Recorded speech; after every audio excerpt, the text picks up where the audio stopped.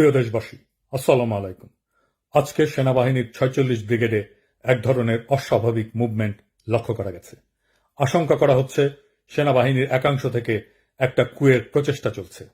আমি সেনাবাহিনীর junior officer আর সৈনিকদেরকে এই প্রচেষ্টা রুখে দেওয়ার আহ্বান জানাই। দেশবাসীকে এখনই রাজপথে নেমে আসতে আহ্বান জানাই। সকল ছাত্রাবাস, ছাত্রীনিবাস থেকে মিছিল নিয়ে রাজপথে আসুন। এই রাতেই জনতা আপনাদের সাথে যোগ দেবে। আমরা ওদের দেখিয়ে দিতে চাই আমরা জেগে আছি, বিপ্লব জিন্দা আছে। প্রয়োজনে রাজপথে ইস্তাম্বুলের মতো শুয়ে পড়ে ট্যাঙ্ক আর আর্মার্ড ভেহিকেলের গতিরোধ করবেন। মাদ্রাসা থেকে নেমে আসুন আমার ভাইরা, সকলে। আজ রাতেই এটা আমাদের বাঁচার লড়াই।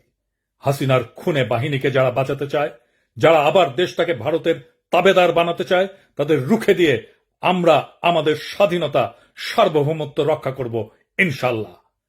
এখনই নামুন রাজপথে। এই রাজপথেই মুক্তি, এই রাজপথেই জীবন। প্রয়োজনে আবারও দেব এক নদী রক্ত, কিন্তু বিপ্লবকে ধ্বংস হতে দেব না। ইনকিলাব জিন্দাবাদ।